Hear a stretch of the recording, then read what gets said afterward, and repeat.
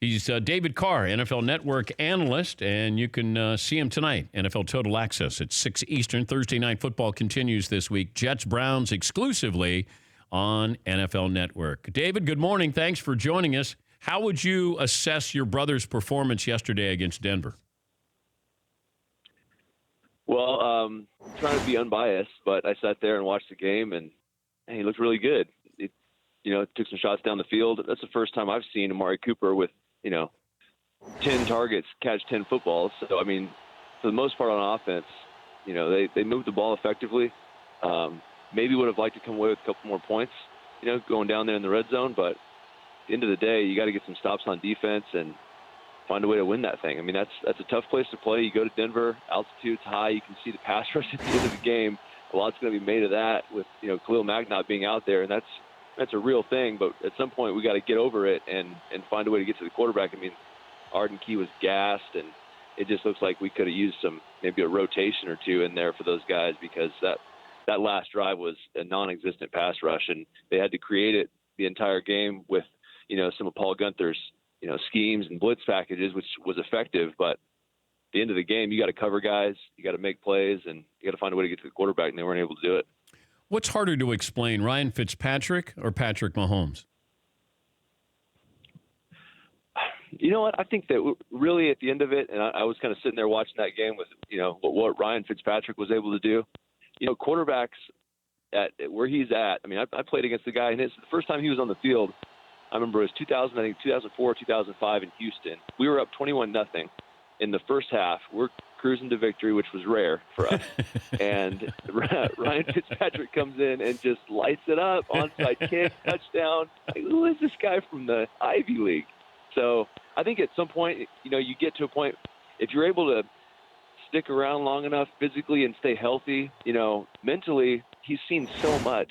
I mean, that was 2 decades ago, so he's seen so much from a blitz standpoint, from a defensive perspective. If you're able to keep your body physically, capable, you can do things like that in the old age. I mean, that's why Tom Brady's still able to kick around, Drew Brees. I mean, there's nothing these guys haven't seen. So I'm not surprised. But Patrick Mahomes, the first time I saw Patrick, I watched a little bit of on film, going out to the Combine a couple of years ago, saw him throw the ball in person, and I was just kind of in awe at how strong his arm was, and then the different angles he was able to, utilize, his release point, and he just, the arm talent-wise, I hadn't seen anything really like it. And, when Andy Reid made the move to ship out Alex Smith, who he said was pretty much perfect for his system, it kind of just told you, man, Andy wouldn't make this move if he didn't think he had something special with this kid, Patrick. So, and we've kind of seen it the first couple of weeks. The guy has got infectious energy. I mean, he just loves playing football, and there's, Andy Reid coached a guy like that back in Green Bay, a few decades ago. So if there was any way they could kind of rein him in and get him to not make some of the kind of crazy, not bonehead plays, but plays that you make when you just have that kind of ability, or that you try to make when you have that kind of ability, they've been able to do that. And, you can hear him even when he talks is, I'm just trying to get the ball to my playmakers and get the ball in their hands. And that's just great coaching, from Andy and his staff, and to be able to kind of get Patrick to, already look like a top 10 quarterback is pretty fantastic. Well, I also give Andy Reid credit, and I don't do that very often, but I give him credit because he realized that Alex Smith was perfect for his system, but the problem is that system could only take you so far. He needed somebody who could stretch the field and make that defense nervous, and Mahomes makes that defense nervous. And he makes, Kelsey and Hill even more dangerous. And that's why I think this is real with Kansas City, because I don't know how good the defense is, but it might not have to be that good, because that offense is really good. They just have so many, they create so many problems for you from a defensive perspective. You have to, even when you're paying attention to where Tyreek Hill is, you still have to be on your horse in a full backpedal sprint, turning your hips and getting out of there. And then that just opens up everything else. But, with Travis Kelce now making a couple plays, he was kind of absent the first week, but we all knew that was kind of just, it was one of those days. It wasn't going to be something that was continual. I just think that, if they figure out on defense, get a couple stops, be opportunistic, get some turnovers. They don't have to be great, clearly, because if Patrick's stretching the field like this, and, we haven't even really seen his ability to create. We haven't really seen him outside the X's and O's yet, and I think that's one of his strengths. So, we've just seen the arm talent on display. Getting into the weapons that he has. But as soon as he starts tucking and running and moving around, I mean, that's another weapon that he had, come out of college that I think Andy's going to love. He's David Carr, NFL Network analyst. You can see him tonight, NFL Total Access at 6 p.m. Eastern. What were your relationships like with kickers on your team? What could you be referencing? Kickers were great. Chris Brown was great in Houston. Steve Weatherford is jacked now. I mean, the guy's a Mr. Olympia. But I mean, I like kickers. For the most part, they just got to do their job and kind of stay out of the way. Let the real football players do their thing.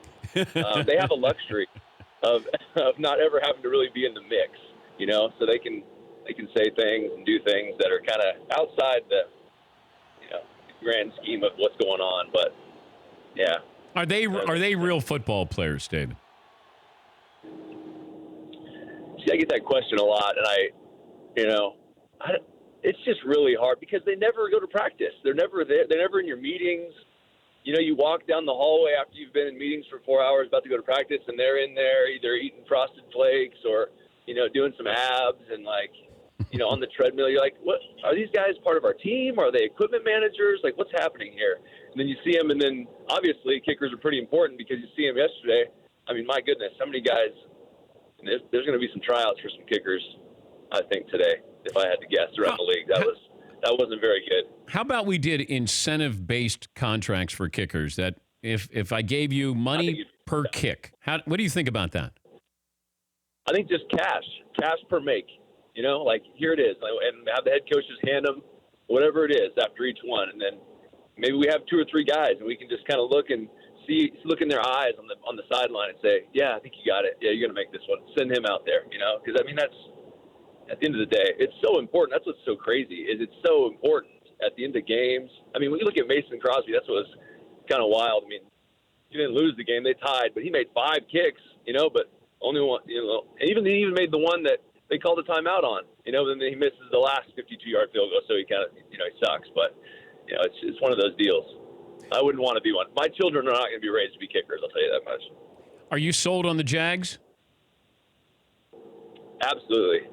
If Blake Bortles is going to play the way he played yesterday, Jacksonville, even though we knew they were going to be a problem, they're a real issue for the rest of the AFC and the entire league, for that matter, because you look at it, even and the confidence that the coaching staff and Doug Marrone's showing in Blake, they're throwing the football with 3 minutes left, a minute left in the game. I mean, they're on the attack mode, and if teams are just going to come in, and Belichick, I mean, he's a great coach, but if they're going to come in and they're just going to play man coverage and stop the run, which is what you have to do.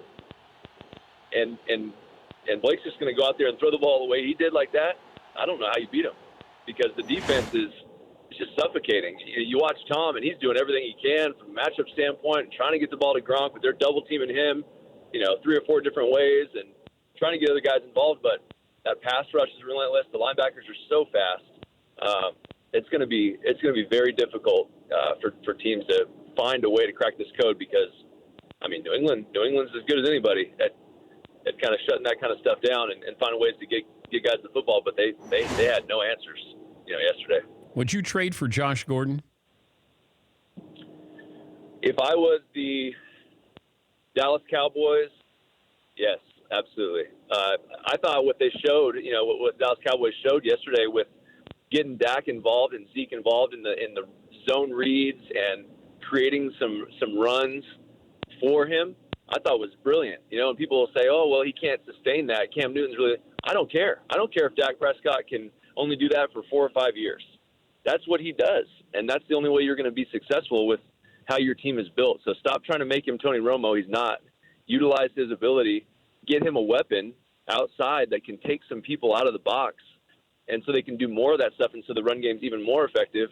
Josh Gordon has had some issues.